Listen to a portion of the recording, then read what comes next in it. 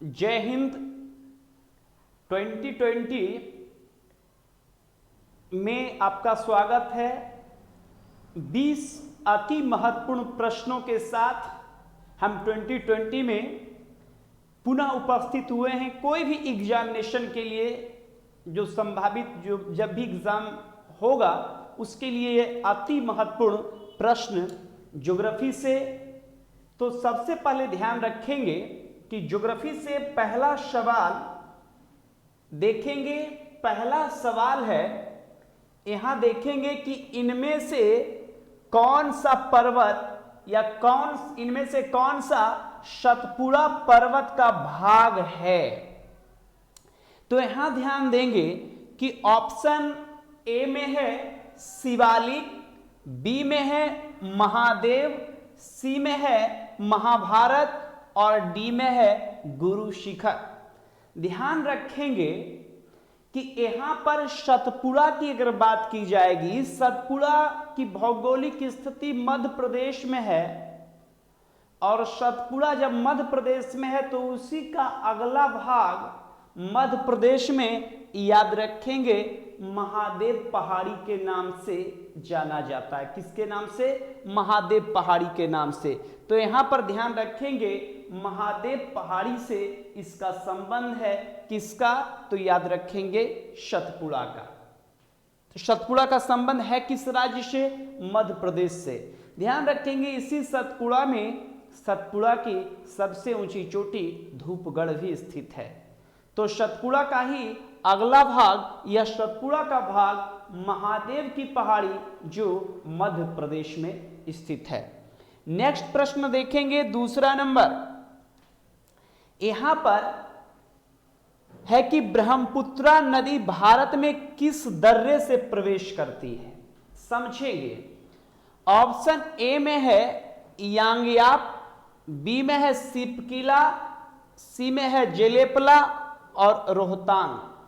याद रखेंगे ब्रह्मपुत्र नदी भारत में यांगयाप दर्रे से प्रवेश करती है। किस दर्रे से? तो याद रखिएगा यांगयाप दर्रा। यह दर्रा अरुणाचल प्रदेश में है।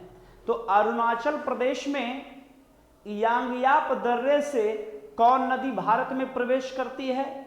ब्रह्मपुत्र नदी। कौन सी? ब्रह्मपुत्र। जबकि ऑप्शन में सिपकिला है तो सिपकिला दर्रा हिमाचल प्रदेश में है और इस दर्रे से सतलज नदी भारत में प्रवेश करती है। तो सिपकिला दर्रा है कहां? हिमाचल प्रदेश में। और इस दर्रे से कौन नदी प्रवेश करती है? तो सतलज नदी जो चाइना तिब्बत से आती है। जबकि रोहतांग दर्रा याद रखेंगे यह दर्रा भी हिमाचल प्रदेश में है। जबकि जेलेपला यह दर्रा का संबंध सिक्किम से है। तो सिक्किम से किस दर्रे का संबंध है? जेलेपला, जो तिब्बत को भारतीय क्षेत्र से जोड़ती है। जबकि रोहतांग दर्रा का संबंध हिमाचल प्रदेश से है और यांगयाप दर्रा से ही ब्रह्मपुत्र नदी भारत में प्रवेश करती है। तो ये आप समझ गए होंगे। नेक्स्ट क्वेश्चन देखेंगे, तीसरा देखेंगे, इनमें से गंगा बिहार के किस जिले से नहीं बहती है? अब ध्यान रखिएगा किस जिले से नहीं बहती है। तो उसमें ऑप्शन है खगड़िया, वैशाली, गोपालगंज और सारण। तो ध्यान देंगे कि गंगा नदी, सबसे पहले ध्यान देंगे कि गंगा नदी बिहार के बीचों बीच बहती है और गंगा नदी बिहार के 12 जिलों से होकर गुजरती है। कितने जिले से? 12 जिले से। गंगा सबसे पहले बिहार में प्रवेश करती है। उस जगह का नाम या उस जिला का नाम है बक्सर। जबकि गंगा का जो सबसे लास्ट जिला बिहार में है वो कटिहार है। और कितने जिले से होकर यह बहती है? 12 जिले से होकर बहती है। ऑप्शन में खगड़िया, वैशाली, गोपालगंज, सारण है। तो याद रखेंगे कि गोपालगंज से गंगा नदी नहीं बहती है। जबकि खगड़िया, वैशाली और सारण से इस नदी का संबंध है। तो इस ऑप्शन में गोपालगंज है, और गोपालगंज से याद रखेंगे कि गंगा नदी का लेना देना नहीं है। कुल 12 जिले से होकर गंगा नदी बहती है। बिहार में सबसे ज्यादा गंगा की जो लंबाई है उस जिला का नाम है पटना। तो ये पूरा ध्यान रखेंगे। नेक्स्ट देखेंगे चौथा नंबर, इनमें से कौन सा विद्युत संयंत्र सुमेलित नहीं है। देखिए ऑप्शन ए में है दाभोल महाराष्ट्र, टनकपुर उत्तराखंड, रायचूर छत्तीसगढ़ और धुबरान गुजरात। तो ध्यान रखिएगा कि भारत में ताप विद्युत संयंत्र, जिसे थर्मल प्रोजेक्ट या एनटीपीसी कहते हैं, जिसकी स्थापना सन 1975 ईस्वी में हुई थी, तो भारत में सबसे ज्यादा विद्युत का उत्पादन ताप से ही होता है, कोयले से ही होता है। तो दाभोल जो है वो महाराष्ट्र में है, सही है। टनकपुर उत्तराखंड में भी ये सही है, जबकि रायचूर याद रखिएगा ये छत्तीसगढ़ में नहीं है। रायचूर का संबंध कर्नाटक से है। कहां से है? तो रायचूर कर्नाटक में है, जबकि धुबरान का संबंध गुजरात। सही है। इस लेकर इस ऑप्शन में ध्यान रखिएगा कि रायचूर का संबंध कहां से है, तो याद रखेंगे इसका संबंध आपका कर्नाटका से है। नेक्स्ट क्वेश्चन देखेंगे, माता टीला परियोजना किस नदी पर स्थित है? माता टीला परियोजना, तो याद रखेंगे ये माता टीला जो परियोजना है ये बेतवा पर है। किस पर है? बेतवा पर है, और यह परियोजना एमपी में है। कौन सा परियोजना? माता टीला परियोजना। तो माता टीला परियोजना का संबंध कहां से है?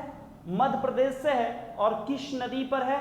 तो बेतवा पर है। जबकि चंबल की बात की जाएगी तो चंबल पर 3 महत्वपूर्ण परियोजना है, जैसे गांधी सागर, जवाहर सागर और राणा प्रताप सागर। ये तीनों परियोजना किस नदी पर है? चंबल पर है। जबकि कृष्णा पर भी कुछ महत्वपूर्ण परियोजना है, जैसे शिवाजी सागर परियोजना महाराष्ट्र, सुने होंगे। अलमाटी बांध कर्नाटका, ये कृष्णा नदी पर है, जबकि माही पर कोई भी परियोजना नहीं है। नेक्स्ट देखेंगे आप, आर्द्रता ग्रहण करने की क्षमता सबसे कम किस मिट्टी में है? तो यहां ध्यान रखिएगा, ह्यूमिडिटी ग्रहण करने की कम क्षमता वो है मरुस्थलीय मिट्टी में। ध्यान देंगे यहां पे, मरुस्थलीय मिट्टी में आर्द्रता कम ग्रहण करने की क्षमता होती है, जबकि सबसे अधिक आर्द्रता या ह्यूमिडिटी ग्रहण करने की क्षमता काली मिट्टी में होती है। तो सबसे ज्यादा जल अवशोषण या ह्यूमिडिटी एब्जॉर्ब करने या ग्रहण करने की क्षमता सबसे ज्यादा किस मिट्टी में होती है? काली। लेकिन यहाँ क्या पूछ रहा है? सबसे कम। तो सबसे कम याद रखेंगे वो डिजर्ट सॉइल या मरुस्थलीय मिट्टी है। तो डिजर्ट सॉइल या मरुस्थलीय मिट्टी में याद रखेंगे आर्द्रता कम ग्रहण करने की क्या है? क्षमता है। नेक्स्ट क्वेश्चन देखेंगे आप। नेक्स्ट देखेंगे, कादाम्बी जलप्रपात किस राज्य में है? कौन सा? कादाम्बी जलप्रपात। तो याद रखेंगे ये कादाम्बी जलप्रपात का संबंध याद रखेंगे कर्नाटका से। कहां से? कर्नाटका से। कौन से जलप्रपात? कादम्बी जलप्रपात। जबकि कुछ महत्वपूर्ण जलप्रपात में जैसे आप नाम सुने होंगे हुंडरू जलप्रपात झारखंड में, जैसे आप नाम सुने होंगे जोगरसोप्पा या महात्मा गांधी जलप्रपात कर्नाटका, नाम सुने होंगे चुलिया जलप्रपात मध्य प्रदेश, इसी प्रकार से धुआंधार जलप्रपात मध्य प्रदेश। तो इस तरह से कुछ महत्वपूर्ण जलप्रपात हैं जिसमें कादाम्बी जलप्रपात का संबंध याद रखेंगे कर्नाटका से है। नेक्स्ट क्वेश्चन देखेंगे, वर्ल्ड ज्योग्राफी से है, इनमें से कर्क रेखा पर कौन सा देश नहीं है? अब देखेंगे कि कर्क रेखा पर कौन सा देश नहीं है। ऑप्शन में है मिस्र, यमन, ताइवान और ओमान। तो ध्यान रखिएगा कि इसमें पूरा ध्यान रखेंगे कि कर्क रेखा पर कौन सा देश नहीं है। ऑप्शन में सही आंसर होगा यमन। क्योंकि आइए आपको हम समझाते हैं कि सबसे पहले कर्क रेखा पर आप चेक करेंगे तो कर्क रेखा पर कुछ देश हैं जैसे ताइवान, चीन, म्यांमार, भारत, बांग्लादेश, ओमान, सऊदी अरब, मिस्र, लीबिया, अल्जीरिया, वेस्टर्न सहारा के अलावे मैक्सिको भी याद रखेंगे कर्क रेखा पर है। जबकि यमन जो अरब प्रायद्वीप में एक देश है जिसकी राजधानी सना है, तो यमन कर्क रेखा को स्पर्श नहीं करता है, जबकि मिस्र, ताइवान और ओमान कर्क रेखा या ट्रॉपिक ऑफ कैंसर को टच करता है। तो जब आप मैपिंग चेक करेंगे तो उसमें आप पूरे आसानी से इसको आप समझ सकते हैं। नेक्स्ट क्वेश्चन देखेंगे आप, दक्षिण चीन सागर की सीमा कौन देश से नहीं लगती है? दक्षिण चीन सागर या साउथ चाइना सी की सीमा कौन से देश की सीमा से नहीं लगती है? ऑप्शन में है ताइवान, जापान, वियतनाम, चीन। देखिए दक्षिण चीन सागर से जो सीमा नहीं बनाएगा वो देश होगा जापान। कौन सा? जापान। तो जापान जो है वो याद रखेंगे दक्षिण चीन सागर से सीमा नहीं बनाएगा। दक्षिण चीन सागर से जो सीमा वाले देश हैं, क्योंकि ये विवादित क्षेत्र भी है दक्षिण चीन सागर, तो दक्षिण चीन सागर से जो सीमा बनता है उसमें चीन, Taiwan, Philippines, Indonesia, Malaysia, Vietnam, Brunei, ये कुछ महत्वपूर्ण देश हैं जिसकी सीमा दक्षिण चीन सागर से लगती है। चूंकि यह विवादित क्षेत्र इसलिए भी है क्योंकि यह एक संसाधन अर्थात पेट्रोलियम से परिपूर्ण दक्षिण चीन सागर है, इसलिए कर चीन इस पर लगातार अपना दबदबा कायम करना चाहता है। इस लेकर यह विवादित क्षेत्र या विवाद यहां उत्पन्न खड़ा हुआ है। कहां से? दक्षिण चीन सागर से। लेकिन इस सागर से जापान की सीमा नहीं बनती है, इसलिए कर जापान से इस सागर का लेना देना नहीं है, इसलिए कर इसका सही आंसर जापान होगा। नेक्स्ट देखेंगे आप लोग, जागरोस पर्वत किस देश में है? तो याद रखेंगे यह पर्वत ईरान में है। कहां पर है? ईरान में। कौन से पर्वत? जागरोस। तो जागरोस पर्वत का संबंध याद रखेंगे ईरान से है। ईरान में ही एक और पर्वत है एल्ब्रुज माउंटेन, तो एल्ब्रुज माउंटेन का संबंध भी याद रखेंगे ईरान से है। जबकि जागरोस पर्वत कहां है? ईरान में है। इटली में एक पर्वत है जिसका नाम है एपेनाइन पर्वत, नाम सुने होंगे। तो एपेनाइन पर्वत का संबंध इटली से है। जबकि यूएसए में एक पर्वत है जिसका नाम है रॉकी पर्वत। जबकि जर्मनी में एक पर्वत है जिस माउंटेन का नाम है हॉर्ज माउंटेन। तो जर्मनी में जो पर्वत है उसका नाम है हॉर्ज माउंटेन। इटली में जो पर्वत है एपेनाइन पर्वत, यूएसए में जो पर्वत है रॉकी पर्वत, और यहां पर है जागरोस पर्वत। तो जागरोस पर्वत का संबंध ईरान से है। नेक्स्ट क्वेश्चन देखेंगे आप, बैंकॉक किस नदी के किनारे स्थित है? मेकांग, चाओ फ्राया, साल्विन, इरावादी। तो याद रखेंगे बैंकॉक जो दक्षिण पूर्व एशियाई देश थाईलैंड की राजधानी है। ध्यान रखेंगे कि बैंकॉक जो है वो चाओ फ्राया नदी के किनारे है। किसके किनारे है? चाओ फ्राया के किनारे। कौन सा? बैंकॉक। ध्यान रखेंगे दुनिया भर में अपने पर्यटकों को आकर्षित करने के लिए बैंकॉक दुनिया भर में प्रसिद्ध है, जिसका संबंध याद रखेंगे किससे है? चाओ फ्राया नदी से है। जबकि मेकांग की अगर मैं बात करूंगा तो मेकांग जो दक्षिण पूर्वी एशियाई देशों की एक महत्वपूर्ण नदियां हैं, यह नदी 7 देशों से होकर गुजरती है। मेकांग नदी जिसे दक्षिण पूर्वी एशियाई देशों के गंगा के नाम से जानते हैं, इस मेकांग नदी की उत्पत्ति चीन से होती है। चीन से बहती हुई Mekong Burma, Laos, Thailand Cambodia, Vietnam से बहती हुई यह नदियां दक्षिण चीन सागर में गिरती है। जबकि साल्विन और इरावादी ये दोनों नदी का संबंध म्यांमार से है। कहां से है? म्यांमार से। इसी इरावादी नदी पर म्यांमार की राजधानी नेपिताओ स्थित है। तो इरावादी और साल्विन नदी का संबंध कहां से है? तो याद रखेंगे म्यांमार से है। जबकि यहां पर ध्यान रखेंगे दक्षिण पूर्व एशियाई देशों के गंगा के नाम से मेकांग नदी जानी जाती है। जबकि बैंकॉक जो है चाओ फ्राया नदी के तट पर स्थित है। नेक्स्ट क्वेश्चन देखेंगे आप लोग। नेक्स्ट क्वेश्चन देखेंगे, अरब सागर की समुद्री सीमा भारत के कितने राज्यों की सीमा से लगती है? देखिए, अरब सागर की अगर बात की जाएगी तो इसका सही आंसर होगा 5 राज्य, क्योंकि अरब सागर से गुजरात, महाराष्ट्र, गोवा, कर्नाटक और केरल की सीमा लगती है।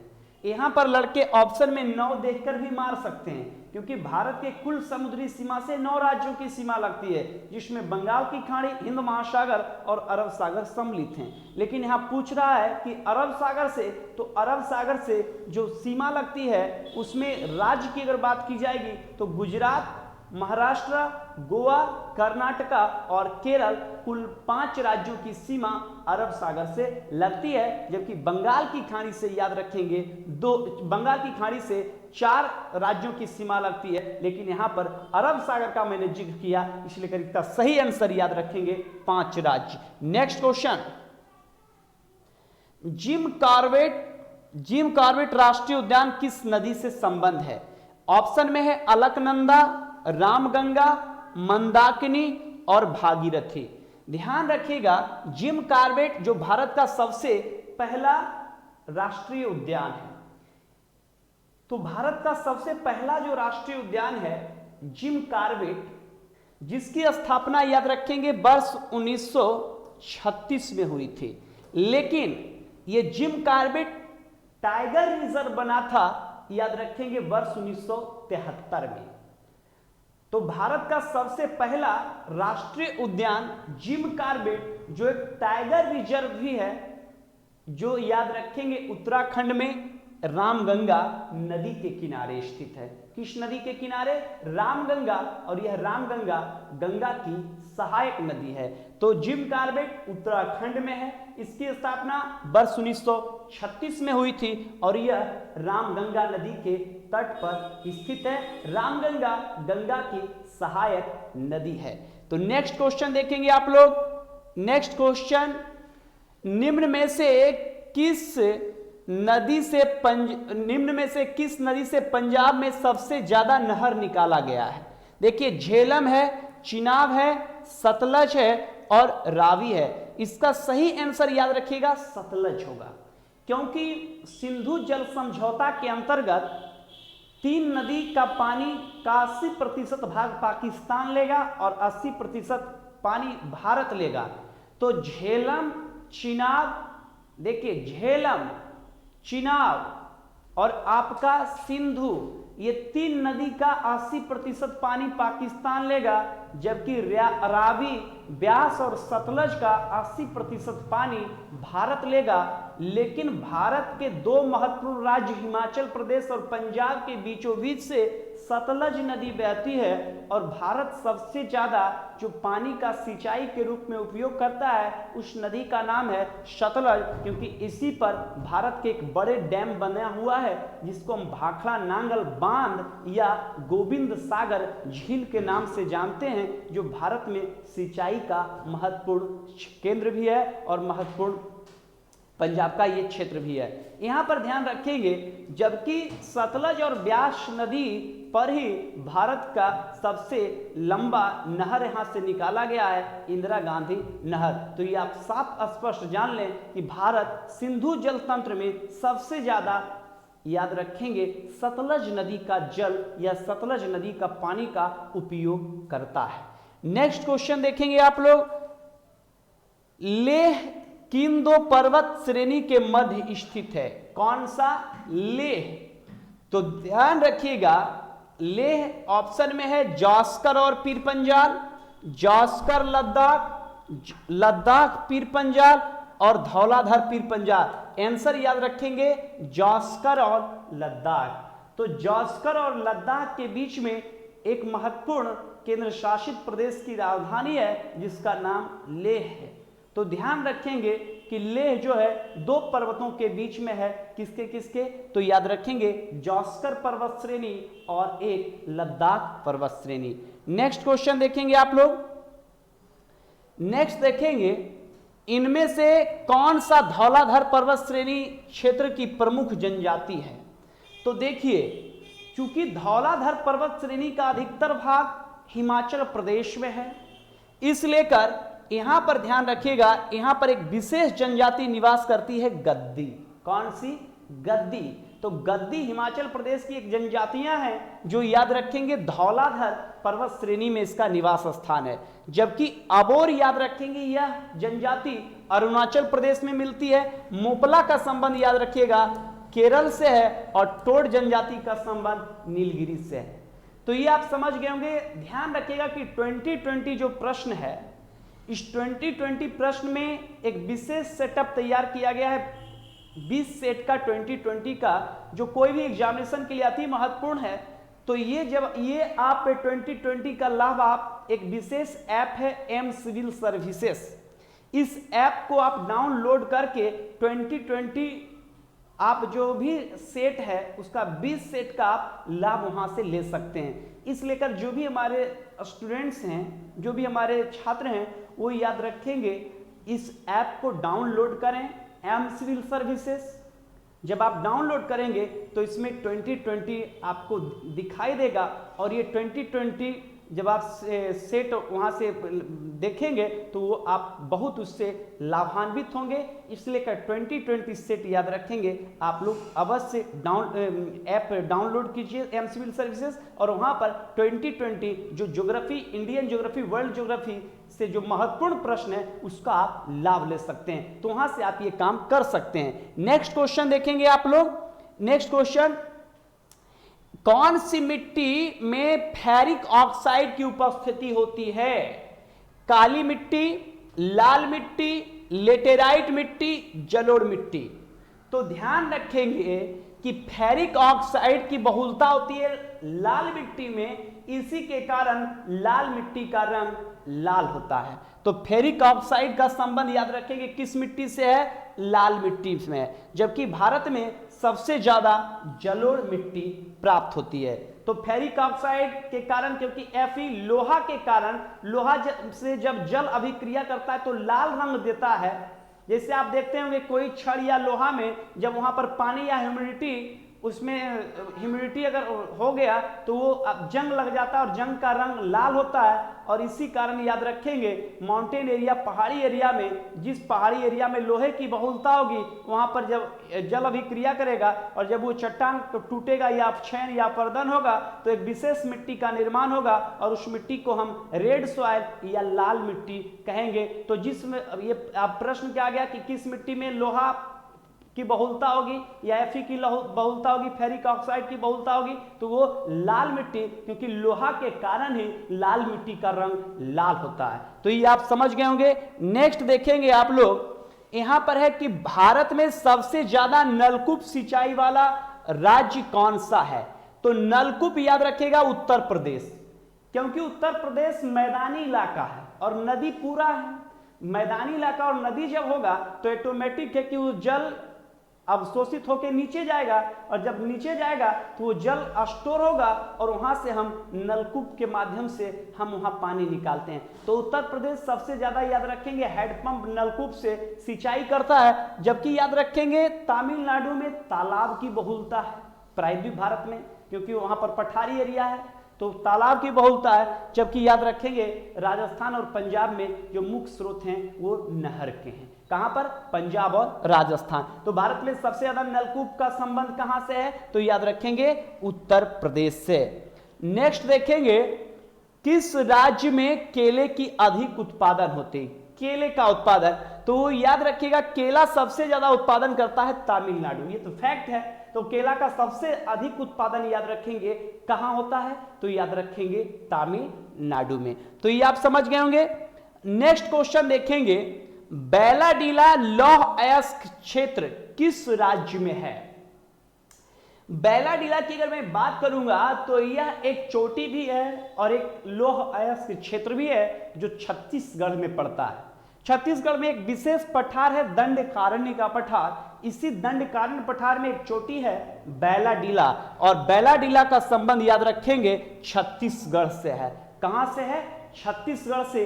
इसी बैलाडीला से लोहा याद रखेंगे भिलाई स्टील प्लांट को जाता है, क्योंकि भिलाई स्टील प्लांट का संबंध याद रखेंगे छत्तीसगढ़ से है, और बैलाडीला लौह अयस्क क्षेत्र याद रखेंगे यह छत्तीसगढ़ में है। और छत्तीसगढ़ में एक घना जंगल है जिसका नाम है या पठार है दंडकारण्य का।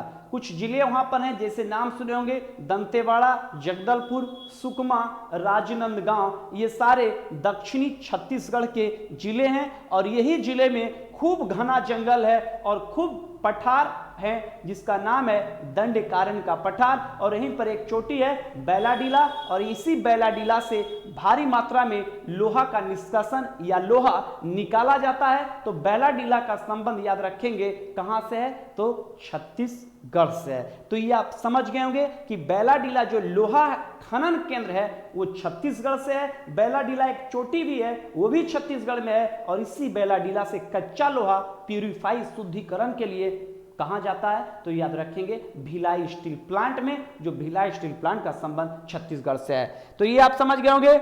नेक्स्ट प्रश्न याद रखेंगे, ये 2020 का लास्ट प्रश्न था, ये आप पूरा समझ गए होंगे।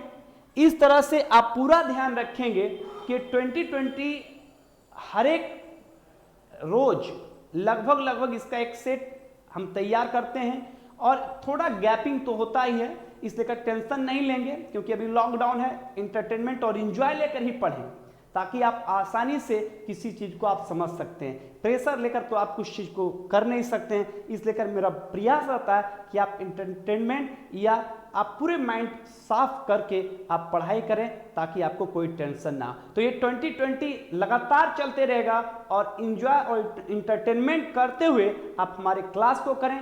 कोई भी प्रॉब्लम हो तो ये कमेंट बॉक्स के माध्यम से आप हमें कमेंट करें, कोई भी प्रॉब्लम नहीं होगा, और लगातार हम आपके साथ बने रहेंगे। नेक्स्ट वीडियो में फिर मिलेंगे, तब तक के लिए मैं कुणाल सिंह आपसे विदा लेता हूं। जय हिंद।